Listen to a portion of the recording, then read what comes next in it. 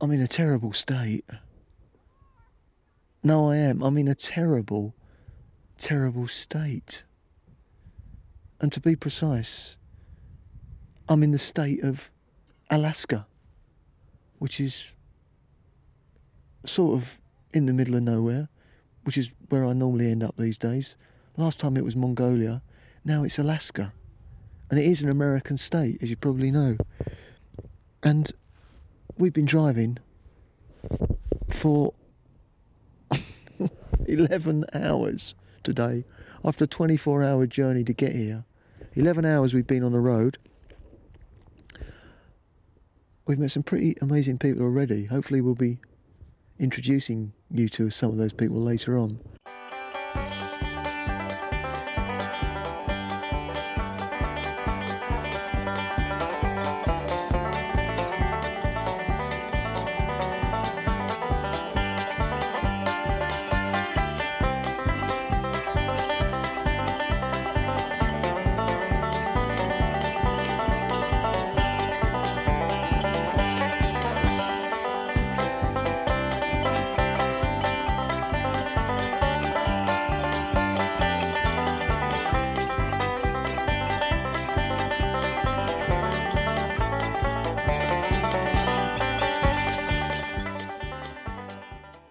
Well, you're not going to believe this. We found some people. Somebody who's not part of our trek. We just came across them. Victor and his lady who were just here. Victor, what are you doing out here? We're out doing a little bit of hunting and some camping, mostly looking for some black bear. It's a prime time for them right about now. Hang on. What happens when you find the black bear? We plan on shooting it and then go ahead and skinning it, turn the meat into jerky or to sausage, and you can tan the hide and have a bear hide on your floor or on your wall. I mean, excuse my ignorance, and I've got to be careful what I say to you because you are heavily armed, but you can just shoot bear? There's no restriction on that? You have to buy a permit. Your permit costs $40 a year. Okay. And it enables you to get a black bear, and then you can get moose, caribou, sheep, deer. Okay. And then if you want a grizzly bear, you have to pay another $25. And what's the hardest one to get? Definitely a grizzly. Yeah.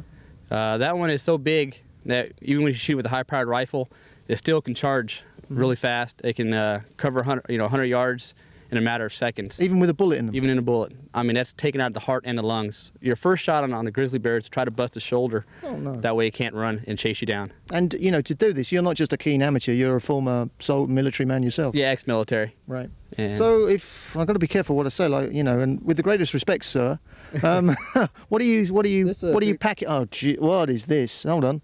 It's a 3-7 Magnum. Is this like Dirty Harry Magnum? No, oh, this is no. a little bit smaller. Oh. I use this one mostly for journalists who bother you as actually it's more of a defense weapon for personnel, for people. They're just, you never know who you might run into out here. So that's what I use this one for. What, you mean crazy guys? Exactly. I don't know if you're aware that state troopers, though, for about a month were looking for a murderer who's hiding in the woods. Okay. So I carry personal protection for me and my girlfriend Susan. Right. Okay. And but for bear, oh no, this is. Can you believe this? This is for real. I have another one I carry. I've got a Swiss Army knife. How would that get me on around it? That work too well. Okay, hang on. What's this? This is a 30-06. It became famous during World War II, the caliber. And this is just my one I carry for my bear. I mean, it's nice and light, but it still can do the job. And it's an all-purpose caliber. It's used for sheep, deer, moose, caribou. Okay. I would not try to take a grizzly bear with this, though. It's too small a caliber. I'd go for like a 7mm Magnum. A lot more knockdown power. Or one of those Exocet missiles or something like that. Exactly. Okay. But look, while you're packing that away, because I know you can't... oh, dear. Ooh. I've never been this close to guns before. But tell us, Victor, about the vehicle you're on. This is a Honda quad bike, we call them. Do you call them that? It's a Honda four-wheeler. We just call them four-wheelers or ATVs, all-terrain vehicles. They're a must up here for Alaska if you plan to do any type of hunting. Before I invested in one of these, I used to walk everywhere. As you can see, I mean, there's a lot of area to cover in a short amount of time. You're not tempted by something like a Jeep Wrangler or something like that, an open-top thing? No. This will get me a lot of places that the Jeeps won't. I hear that there's a danger you can damage your wrist on these things. I was going to get one for my little boy, and somebody said, hey, you've got to be careful because... It all depends on the rider. If you take caution, just like with any vehicle, whether it be a motorcycle or an automobile, there's always a risk involved with any type of, it just all depends on how you ride and how you treat the machine, and you got to know your limitations. You know, if I wouldn't try to take it up some of these mountains, it's not made for that, and it'd be more of a safety hazard to me or anybody else.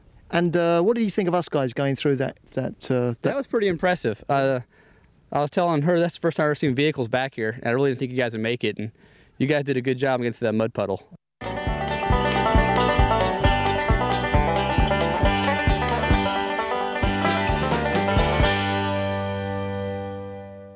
We've had a hell of a day, I tell you. We've been on the road for about, well, on the road, what a stupid thing to say. We've been off the road for about 13 hours, I think, yeah.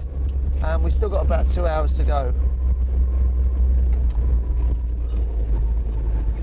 Back there was, that annoyed me actually, because some Austrian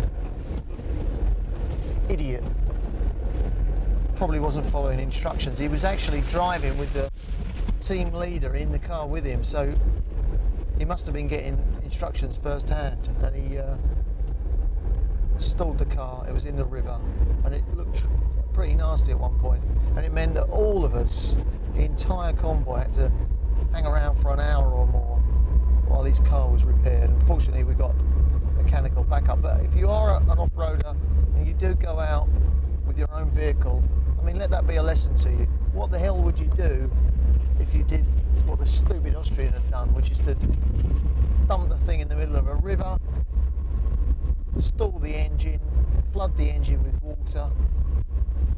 I mean, it took professional mechanics well over an hour to sort that out. You wouldn't be able to sort that problem out yourself if you owned a vehicle and you were in that situation, and you'd be stranded in the middle of nowhere.